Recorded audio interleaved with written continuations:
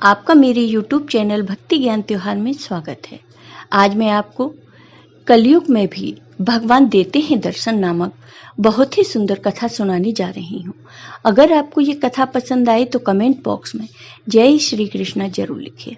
साथ ही अगर आपने अभी तक मेरे चैनल को सब्सक्राइब नहीं किया तो सब्सक्राइब कर लीजिए और बेल आइकॉन पर क्लिक जरूर कीजिए, जिससे हमारे वीडियो के नोटिफिकेशन आपको मिलते रहें।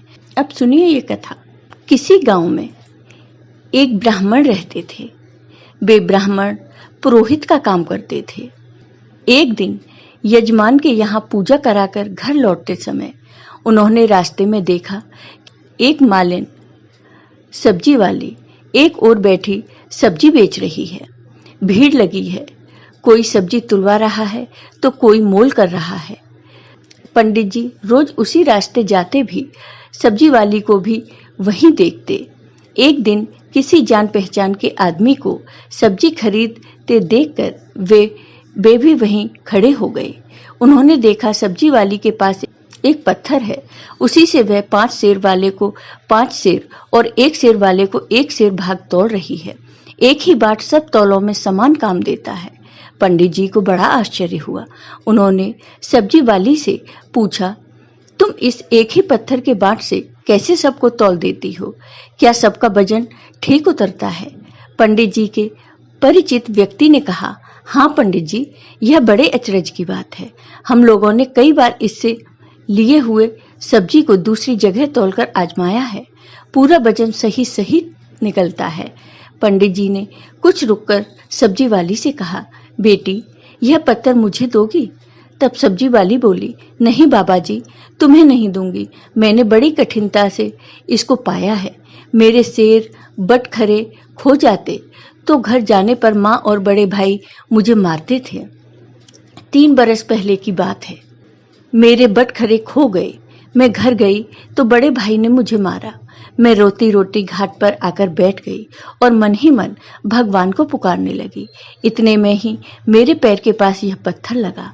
मैंने इसको उठाकर ठाकुर जी से कहा, महाराज मैं तौलना नहीं जानती, आप ऐसी कृपा करें जिससे इसी से सारे तौल हो जाएं। बस तब से मैं इसे रखती हूँ। अब मुझे अलग अलग बटखरों की जरूरत नहीं होती, इससे सब काम निकल जाता है। पंडित जी बोले, मैं तुम्हें बहुत रुपए दूंगा, तुम ये मुझे दे दो। तब उस सब्जी वाली ने कहा, कितने रुपए दोगे तुम? मुझे वृंदावन का खर्च दोगे? सब लोग वृंदावन गए हैं, मैं ही नहीं जा पाई। तब ब्राह्मण ने पूछा, कितने रुपए में तुम्हारा काम होगा? तब सब्जी वाली ने कहा, पूरे 300 रुपए चाहिए। ब्राह्मण बोले, अच्छा बेटी, यह तो बताओ तुम इस सिला को रखती कहाँ हो? सब्जी वाली ने कहा, इसी टोकरी में रखती हूँ बाबा जी, और कहाँ रखूंगी? ब्राह्मण घर लौट आए और चुपचाप बैठे रहे। ब्राह्मणी ने पति से पूछा, उदास क्यों बैठे हैं? तब ब्राह्मण ने कहा, आज मेरा मन खराब हो रहा है, मुझे 300 रुपए की जरूरत है। ब्राह्मण पत्नी ने कहा, इसमें कौन सी बात है, आपने ही तो मेरे गहने बनवाए थे। विशेष जरूरत हो तो ले लीजिए, इन्हें ले जाइए, होना होगा तो फिर हो जाएगा। इतना कहकर ब्राह्मणी ने गहने उतार दिए।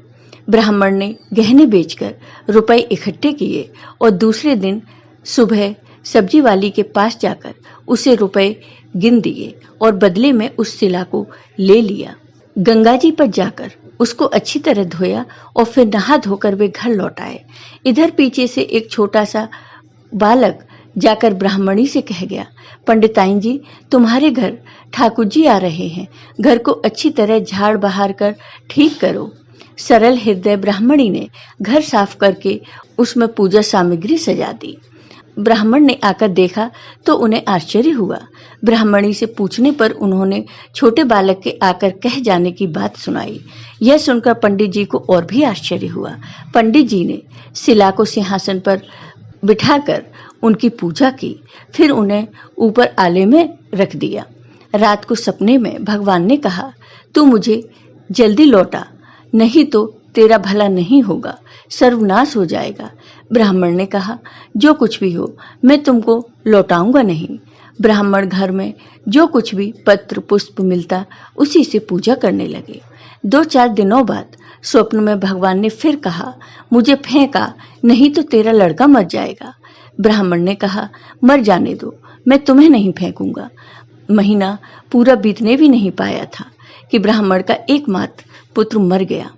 कुछ दिनों बाद फिर स्वप्न में भगवान ने कहा, अब भी मुझे वापस दे आ, नहीं तो तेरी लड़की मर जाएगी। दृढ़ निश्चयी ब्राह्मण ने पहले वाला ही जवाब दिया। कुछ दिनों पश्चात लड़की भी मर गई। फिर कहा कि अब की बार तेरी पत्नी मर जाएगी। ब्राह्मण ने इसका भी वही उत्तर दिया। अब उस ब्राह्मण की पत्नी भी मर गई। इतने पर भी ब्राह्मण अचल अटल रहा।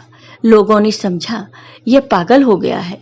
कुछ दिन बीतने पर स्वप्न में भगवान ने फिर कहा, देख अब भी मान जा, मुझे लौटा दे, नहीं तो 7 दिनों में तेरे सिर पर बिजली गिरेगी। ब्राह्मण बोले, गिरने दो, मैं तुम्हें उस सब्जी वाली की गंदी टोकरी में नहीं रखने का प्रण कर रखा है। ब्राह्मण ने एक मोटे कपड़े में लपेटकर भगवान को अपने मजबूत बांध लिया। वे सब समय यों ही उन्हें बांधे रखते। कड़कड़ाकर बिजली कौंधती नजदीक आती पर लौट जाती। अब 3 ही दिन शेष रह गए।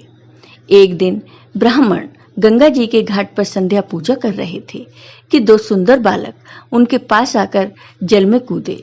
उनमें एक सांवला था और दूसरा गोरा।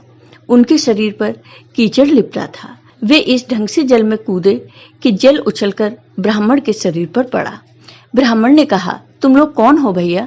कहीं इस तरह जल में कूदा जाता है? देखो मेरे शरीर पर जल पड़ गया। इतना ही नहीं, मेरे भगवान पर भी छींटे पड़ गए। देखते नहीं, मैं पूजा कर रहा था। बालकों ने कहा, ओहो, तुम्हारे भगवान पर भी छींटे पड़ गए? हमने देखा नहीं बाबा, तुम गुस्सा नहीं होना। पंडित जी ने कहा, नहीं भैया, गुस्सा कहाँ होता हूँ। बताओ तो तुम किसके लड़के हो? ऐसा सुंदर रूप तो मैंने कभी नहीं देखा। कहाँ रहते हो? कैसी अमृत घोली मीठी बोली है तुम्हारी। तब बालकों ने कहा, बाबा हम तो यहीं रहते हैं। पंडित जी बोले, भैया क्या फिर भी कभी मैं तुम लोगों को देख सकूंगा? बच्चों ने कहा, क्यों नहीं बाबा, पुकारते ही हम आ जाएंगे। पंडित जी के नाम पूछने पर वह बोले कि हमारा कोई एक नाम नहीं है, जिसका जो मन होता है उसी नाम से वह हमें पुकार लेता है। सांवला लड़का इतना कहकर चला। ये लो मुरली, जरूरत हो तो इसे बजाना, बजाते ही हम लोग आ जाएंगे। तब दूसरे गोरे लड़के ने एक फूल देकर पंडित जी से कहा, बाबा इस फूल को अपने पास रखना, तुम्हारा सदा मंगल होगा। वे जब तक वहां से चले नहीं गए, ब्राह्मण उनकी ओर आंखें लगाए रहे। ब्राह्मण मन ही मन सोचने लगे, कितने सुंदर हैं दोनों, कभी फिर इनके दर्शन होंगे। ब्राह्मण ने फूल देखकर सोचा, फूल तो बहुत बढ़िया है, कैसी मनोहर सुगंध आ रही है, पर मैं इसका क्या करूंगा और रखूंगा भी कहाँ? इससे अच्छा है राजा को ही दे आऊं। पंडित जी ने जाकर फूल राजा को दे दिया। राजा बहुत प्रसन्न हुए। उन्होंने उसे महल में ले जाकर बड़ी रानी को दिया। इतने में ही छोटी रानी ने जाकर कहा, मुझे भी एक ऐसा ही फूल मंगवा दो, नहीं तो मैं डूब कर मर जाऊंगी। राजा दरबार में आए और सिपाहियों को उसी समय पंडित जी को खोजने के लिए भेजा। सिपाहियों ने ढूंढते ढूंढते जाकर देखा, ब्राह्मण देवता सिर पर सिला बांधे पेड़ की छाया में बैठे गुनगुना रहे थे। वे उनको राजा के पास ले गए। राजा ने कहा, महाराज वैसा ही एक फूल और चाहिए। पंडित जी बोले, राजन मेरे पास तो वह एक ही फूल था, पर देखिए मैं चेष्टा करता हूँ। ब्राह्मण उन लड़कों की खोज में निकल पड़े। अचानक उन्हें मुरली वाली बात याद आ गई। उन्होंने मुरली बजाई। उसी क्षण वह दोनों वहां प्रकट हो गए। ब्राह्मण ने कुछ देर बाद उनसे कहा, भैया वैसा एक फूल और चाहिए।